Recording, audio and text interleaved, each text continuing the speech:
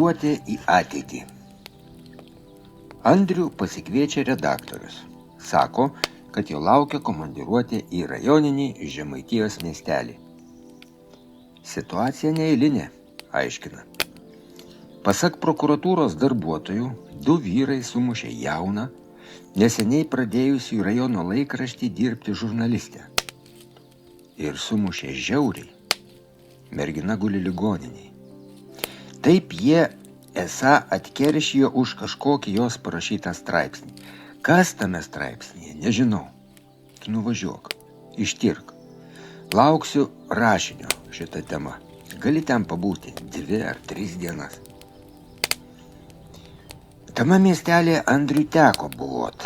Tada jis buvo susitikęs su būreliu jaunų sąjūdžio aktyvistų, pasidžiaugė jų kovingumu, noru pamatyti Lietuvą laisvę ir klestinčią. O svarbiausia jų manimu, Lietuvą turi valdyti patys lietuviai.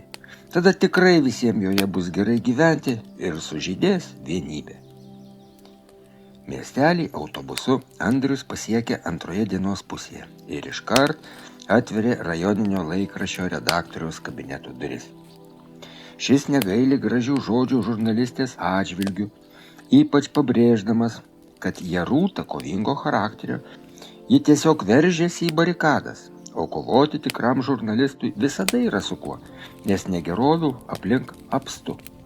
Tiesa, šiuo metu, kai Lietuvoje daug kas keičiasi, kai kitaip pradedama vertinti net kuriuos istorinius įvykius, Jarūta, rašydama, turėtų būti, atsargesnė.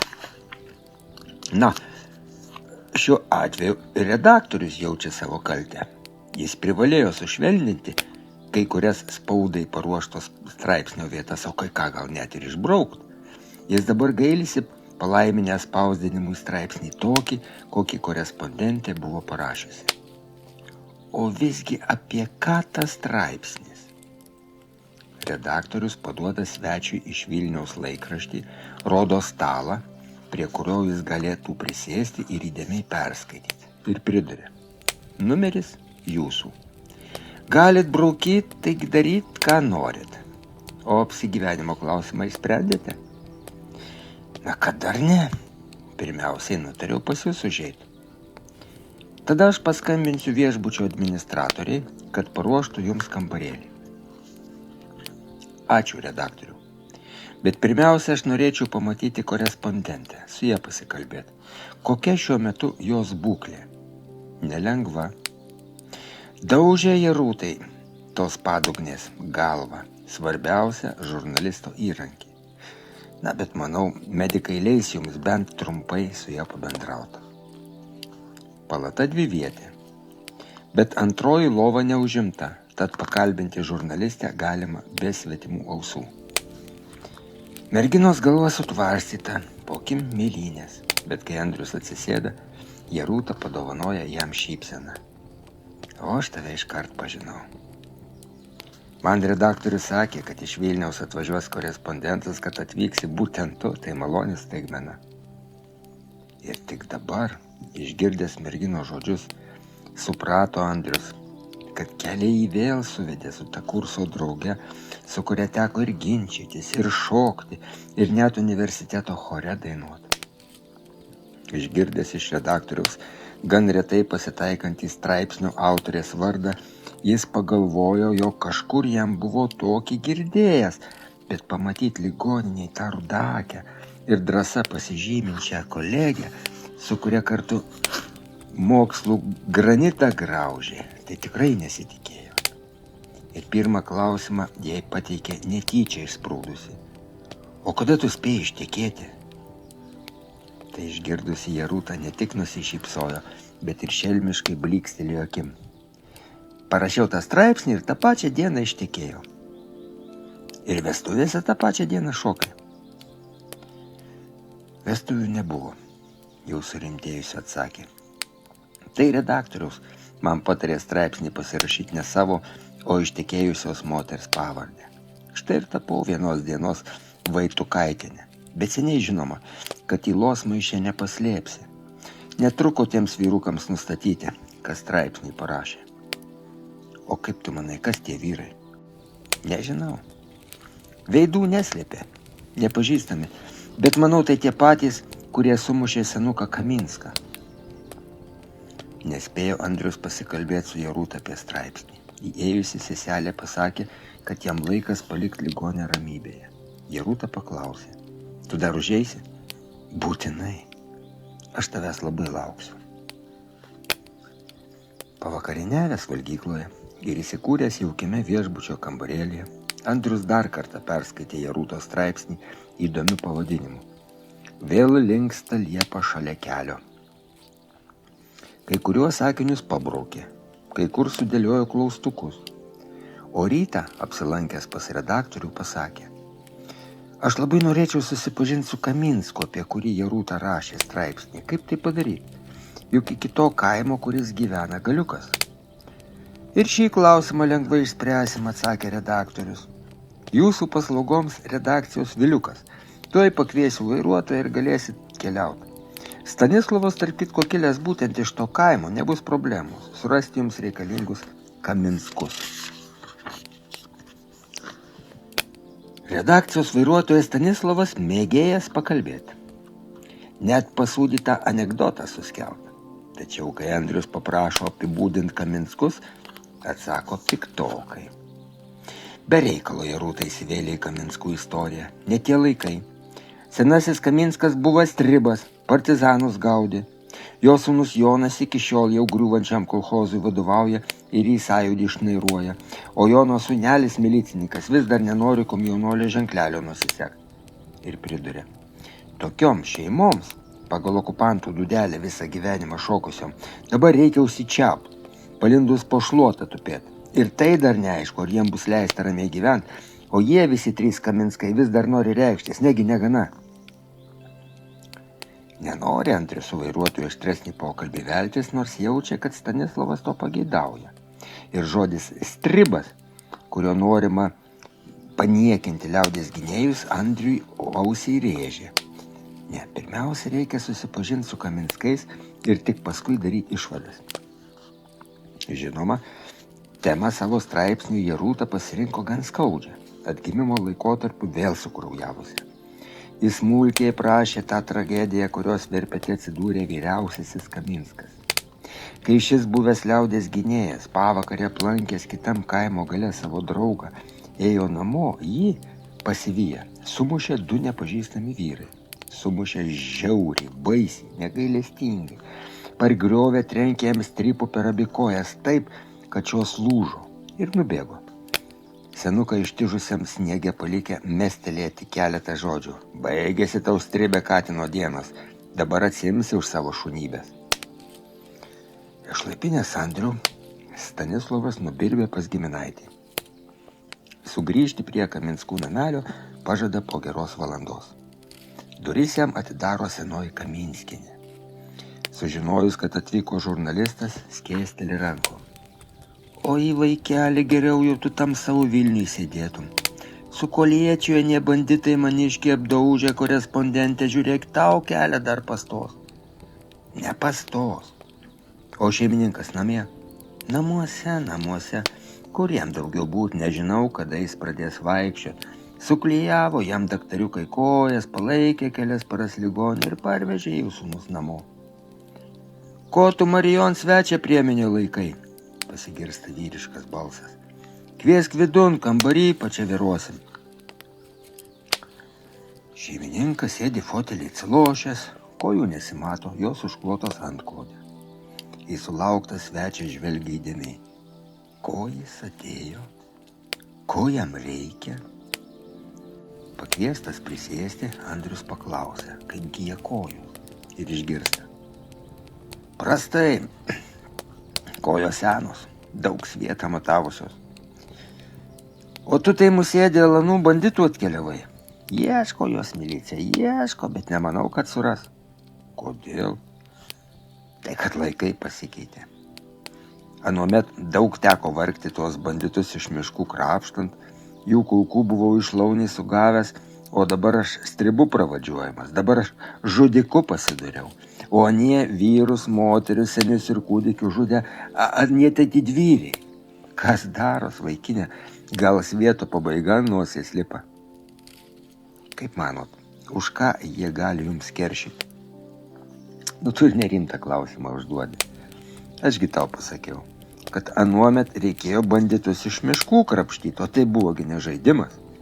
Ne vieną iš jų teko pas Abraomą pasiūsti, ne vieną kovos draugą laido. Ir ne tik draugą. Jie tada ištisą šeimą žudė. Nė kūdikių, nė nešių moterų negailėjo. Dabargi aš sužinojau, kad jie labai gerus darbus dirbo. Tokiu būdu tėvynę gynė. O juk kaimo žmogus tuo metu norėjo žemę art, derliaus sulaukti, kurt, statyt ir, žinoma, vaikus gimdyti. Savus, lietuviškai kalbančius, savo tėviškę mylinčius. Senukas susijaudino. Jau raukšlėtos rankos sudėtos ant kelių virpėjo. Jie mušė jūs jau sutemus? Paklausė Andrius. Ne visai. Ir todėl atpažinčiau tuos erodus, jeigu sutikčiau. Ir kaip jie atrodė. Vienas buvo ilgais mergos plaukais, kitas akiniuotas, su Hitlerio ūsiukais. Senasis Kaminskas noriai atsakinėjo svečio klausimus, prisiminė keletą epizodų, kai teko susiremti su miškiniais, kuriuos jis vadino tik banditais. Jo manymų nevalia, griekas partizanais vadinti tuos, kurie žudė taikius gyventojus. O kai Andrius pakilo išeit, buvęs liaudės gynėjas tvirtai paspaudė jam ranką ir pasakė: Sugrįžęs į miestą, milicijoje susirask mano anūkėlį Vaciuką. Jis geras vaikis, pasikalbėsi. Grįžtant, Stanislovas paklausė: Ir ką tau primelavo tas nutriušęs tribas? O gal papasakojo, kaip į kelnes pridėjo, kai partizanai jam iš šikną kulką įvarė? Jis atsakė visus mano klausimus. Burbtelėjo Andrius, duodamas suprast vairuotojui, kad kalbėt su juo tokiu tonu apie Kaminską neturi jokio noro. Tai supratęs, Stanislovas ėmė pasakot svečiui apie rajone vykstančius mitingus, kuriuose dabar galima drąsiai išpliekti bet kokio rango vadovą. Pasigyrė visada randas laiko juose pabuvoti. Deja, su Vaclavu Kaminskui sustikti Andriui nepavyko. Užėjęs į miliciją sužinojo, kad šis tarnybos reikalais išvyko į 3 dienų komandiruotę. Nutaręs į Vilnių sugrįžti traukiniu, Andrius nusipirko puokštę raudonų rožių ir nuėjo į ligoninę atsisveikinti su Jaruta. Mergina laukė jo ir pamačius vaikiną su gėlėm susijaudino. Padovanojo jam šypseną. Andrius taip pat jį nusišypsojo ir atsisėdęs paėmė jos ranką, padėjo savo ant kelių, paklausė: Tu įsiminei tuos tave daužusius vyrus? Taip. Vienas buvo ilgaklaukis, kitas su akiniais ir trumpais ūsiukais. Manau, kad jie ir Kaminską sumušė. Ir matysi, nieks jų neieškos ir neras. Išsikovojo laisvę, dabar galim būti ir laisvai mušami. Pasakyk bent keletą žodžių apie save. Viena gyveni. Gyvenu su tėvu, mama. O mama tugi žinai, senai mirus. Namuose buvo ramu tol, kol nepradėjo reikšti sąjūdis. Tėvas taiga praregėjo ir pasidaro toks patriotas, kad jo manimu visą tarybinį laikotarpį reikia negailestingai iš atminties išbraukti, o vakarykščiam komunistam ir komjaunuoliam leisti tik juodą darbą dirbti. Na, bet, kiek žinau, jisgi partinis buvo. Buvo, o dabar dievagojasi, kad per prievartą buvo į partiją įrašytas, o savo bilietą vieno mitingo metu užmovė ant metalinės tvoros strypo ir padegė. O tu? O ką? Aš. Nepriklausomybė tai šaunu, bet tai reikia supriešinti žmonės. Ir štai jau mudu su tėvu tapom, galima sakyti, priešais. Jis manęs negirdi. Aš jam kiaušinis, kuris moko vištą. Jeigu tik kas, tuoj rėkia, užsičiaup, raudona kvailė. Jarutos akyse blykstelėjo ir skruosto suvilgė ašaros. Ir tada Andrius išsiėmė nosinį ir švelniai jas nušluostė. Dingtelėjo mintis. Ir kodėl juodu tada baigė mokslus, suskubo pasinerti į aibės darbų, bet nesiryžo vienas kitam pasakyti labai reikalingų žodžių. Jisgi net nepasidomėjo, į kokio laikraščio redakciją buvo nukreipta dirbti Jaruta. Lyg perskaičiusi vaikino minčių raštą, mergina tyliai pasakė: O aš kažkodėl tikėjau, kad mes susitiksim. Ir laukiau tavęs. Jiedu patylėjo, jausdami, kad dar nori daug ką viens kitam pasakyti, bet nespėjo, nes įėjusi seselė priminė, kad svečiui metas išeiti. Andrius priglūdė Jarūtos ranką prie savo veido, paskui prie lūpų, o atsistojęs tarė: ir aš tikėjau, kad susitiksim. O dabar įsitikinau, kad susitikome visam likusiam gyvenimui. Išvažiuoju šiandien, bet pažadu netrukus sugrįžti. Jos akyse ir vėl pasirodė ašaros, bet Jarūta suskubo jas nubraukti. Ji vėl jam nusišypso ir tarė: o aš ir vėl lauksiu tavęs. Na, o dabar paimk tą lapelį, kuris padėtas ant spintelės. Pradėjau kurti eilėraštį, bet įveikiau tik vieną posmelį. Galva pradėjo skaudėti. Aš eilėraštį kursiu ir toliau, žinome savo, nes redaktoriai jo tikrai nespausdins. Ir suprantu, žmogus turi šeimą, reikia darbę išsilaikyti. Jau sėdėdamas bildančiam vagone, Andrius išsiėmė iš kišenės Jarūtos lapelį, pasigėrėjo jos dailiu raštu, perskaitė. Vėl linksta liepa šalia kelio ir verkia motina sena, gintam krašte, mažoj šalelė, vėl keršto šiaušiasi banga. Bet ta banga savo putose nešė ne tik kerštą. Ji jau netolimoje ateityje žadėjo išmest ant svetimų krantų tūkstančius lietuvių, tapsiančių nereikalingais tėvų ir protėvių žemė. O kol kas Lietuvos žmonės tikėjo, kad visos negandos išnyks jau rytoj.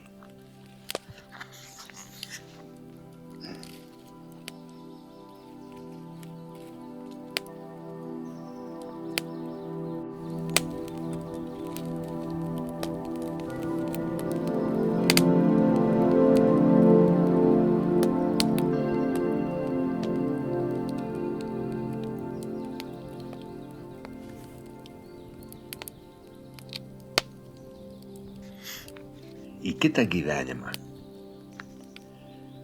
Tikras žurnalistas, kaip ir rašytojas, dirba ištisas paras. Ką jis bedarytų, ką besapnuotų, o ramybės jam neduoda mintys. Jos vis kažko ieško. Keliaudamas traukiniu namo, Andrius ilgai galvojo, kaip pavadinti būsimą straipsnį. Ir pavadinimas gimė staiga – pažadinti žvėrys.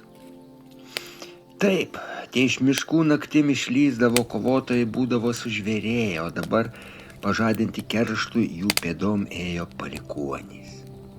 Nejaugi tas kerštas, naujų viršūnių skatinamas įgaus pagreitį ir nebus sustabdytas.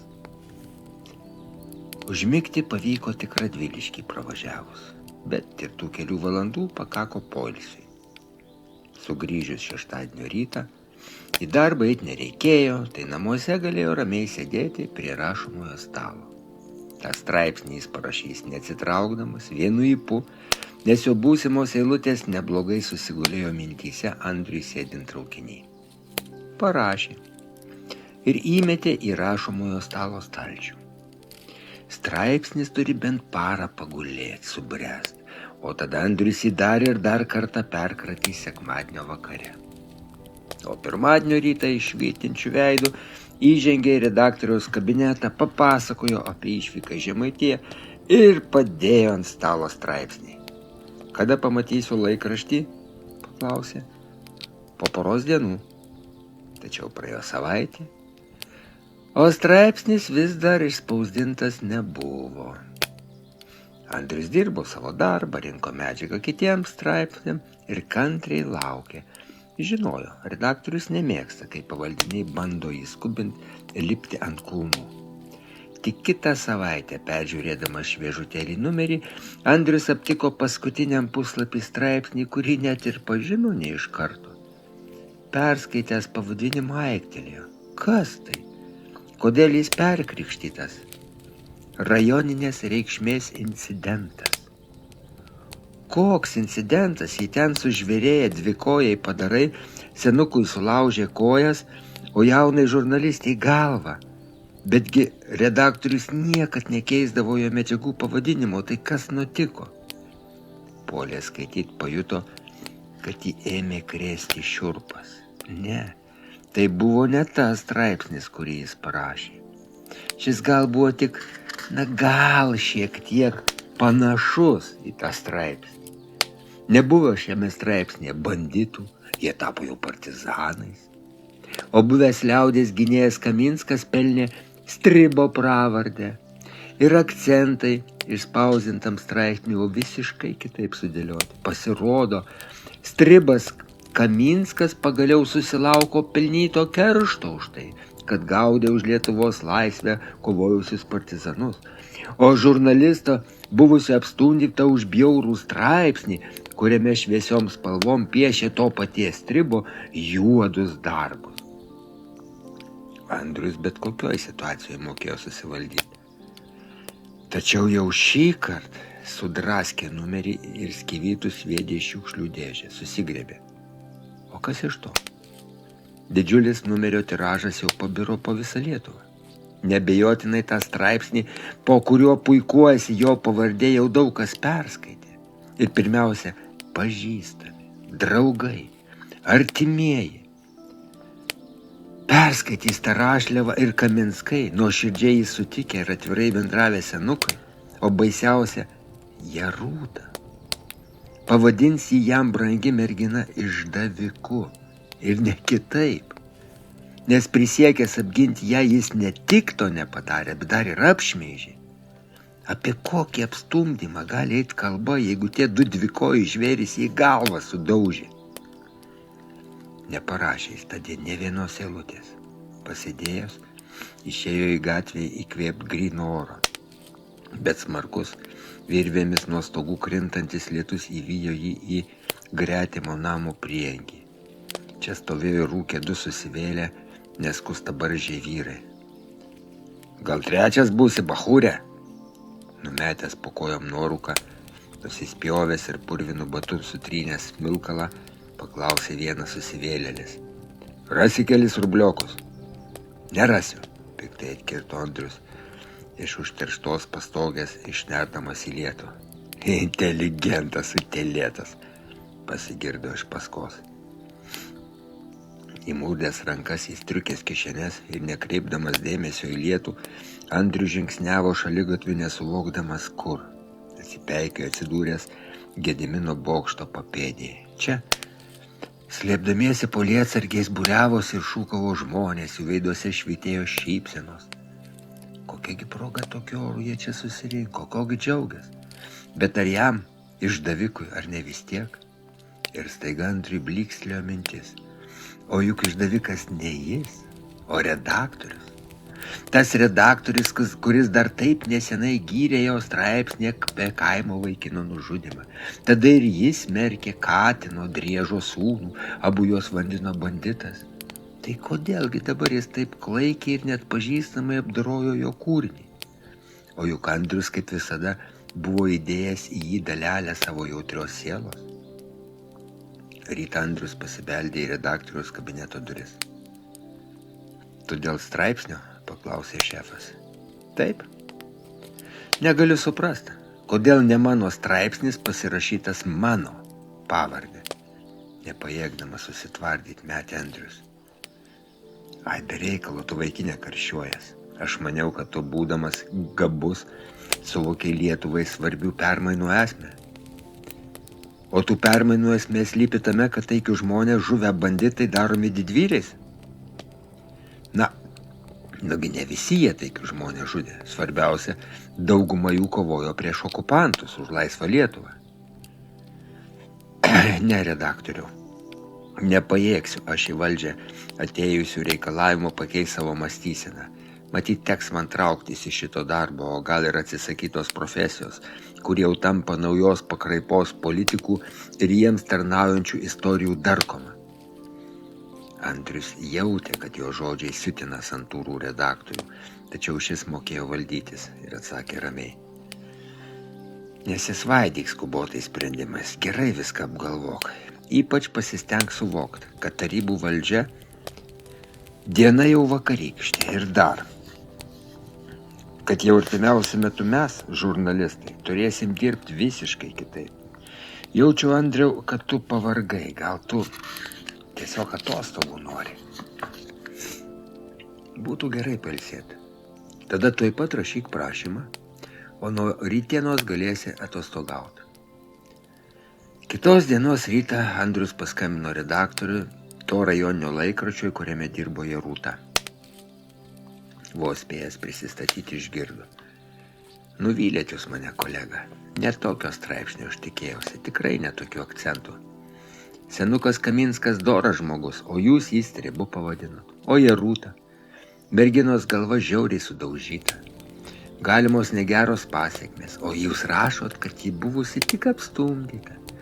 Aš neketinu jūs mokyti. Tik noriu priminti, kad nesąžiningai dirbantis žurnalistas laikui bėgant degraduoja. Dantim griežė Andrius klausydamasis Jarūtos redaktoriaus žodžių.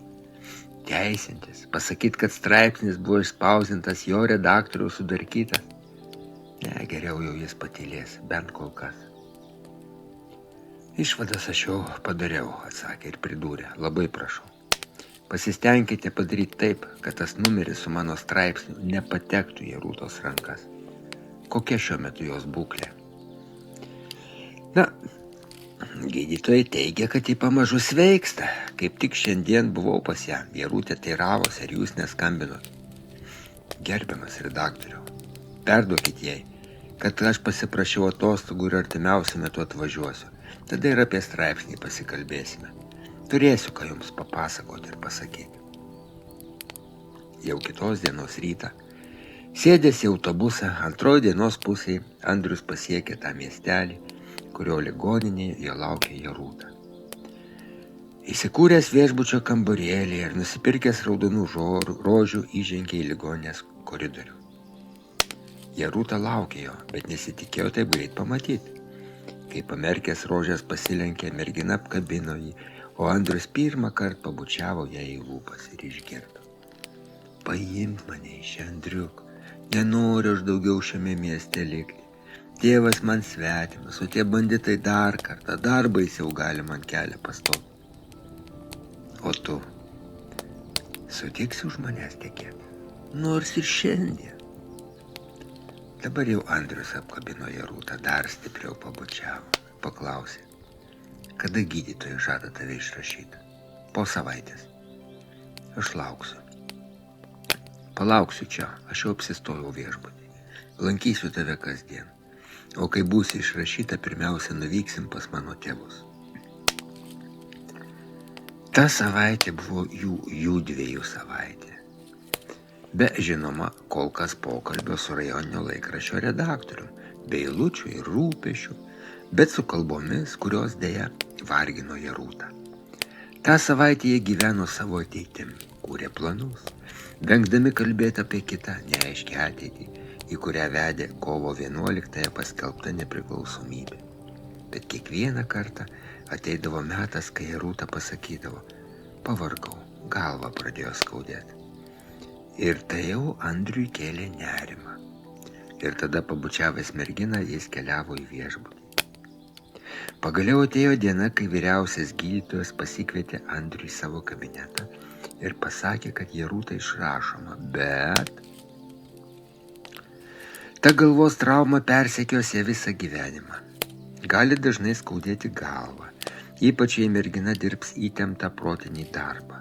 Manau, kad jai reikėtų atsisveikinti su žurnalistika ir susirast kokį nors lengvesnį užsiėmimą. Taigi saugokit savo nuotaką kaip akies vyzdį. Ji to verta. Kol Andrius buvo pas gydytoją, Jarūta apsirengė. Nusileidęs į pirmą aukštą, jis pamatė ją stovinčią prie registratūros langelio. Priėjęs prie merginos tyliai aiktelėjo. Jarūtos kaktą vagojo gilus, visą tą savaitę po tvaršiais besislapstęs randas. Ji pastebėjo tą žvilgsnį. Tokiu aš dabar ir būsiu, subjaurota, pasakė. Tu man pati gražiausia. Į Andriaus tėvų butą valandą pasėdėję bildančiam autobuse, jie įėjo nelauktai. Vos peržvengęs slenkstį, Andrius pasakė, prašau susipažinti ir iš karto pamilt mano būsimą žmoną. Ir Romas, ir Verutė išbučiavo juos abu. Kalbom prie stalo, atrodo, tą vakarą nebus galo. Galop, kai buvo paklotos lovos ir Jerūta nuėjo į tualetą, mama paklausė sūnaus. Iš kur jos kaktoj tas šviežutėlis randas? O ji buvo žiauriai sumušta ir ilgokai gulėjo ligoninėje. Kas? Už ką ją sumušė? Už straipsnį, įsivaizduoji, 2 vyrai.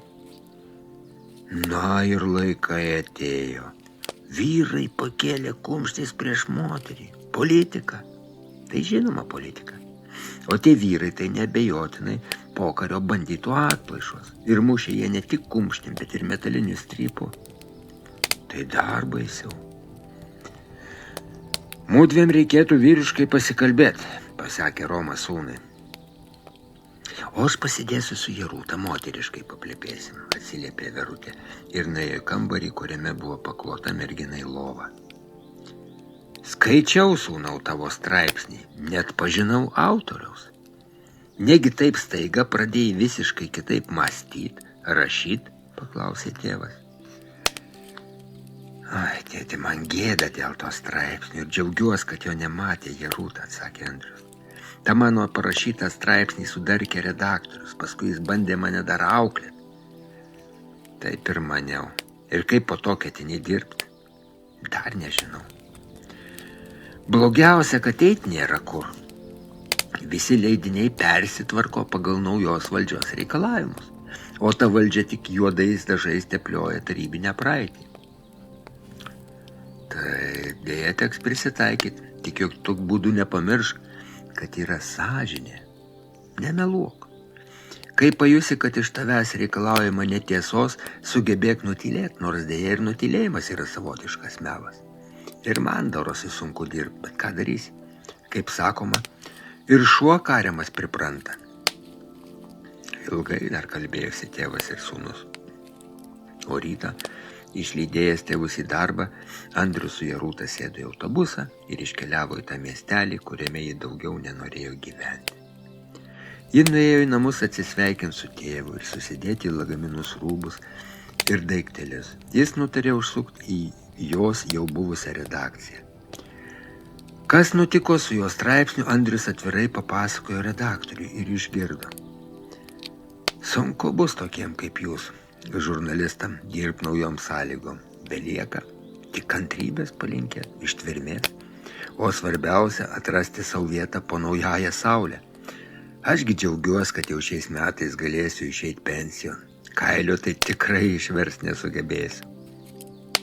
Atsisveikinęs su redaktorium, Andrius nuėjo pas Jerūtą. Mergina pasakė, kad tėvo namuose nerado, nežino, kur jis yra. Paskui apsiverkė. Šiame kukliame be jokių patogumų butegi užaugo. Iš jie išlydėjo amžinybėn per anksti užgesusią mamą. Iš jie išvyko į Vilnių mokytis ir sugrįžo dirbti. O dabar ji išėjo žinodama, kad šio buto duris uždaro paskutinį kartą. Jie įėjo į autobusų stotį, susiruošę vykti į Klaipėdą, o iš ten traukiniu į Vilnių. Andrius nešė 2 jos pilvotus lagaminus ir norėdamas praskaidrinti Jerūtos nuotaiką bandė juokauti.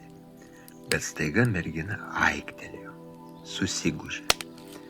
Ir Andrius metęs lagaminus sugriebė ją griūvančią, atsipeikėjusi pabalusiam lūpom pasakė. Tai jis. Kas jis? Tai jis mane daužė, tas ilgaplaukis. Ką tik su juo prasilenkė. Bet jokio ilgaplaukio jau nesimatė. Matyt, atpažinęs savo pasveikusią auką, jis nėrė už artimiausio namo kampo.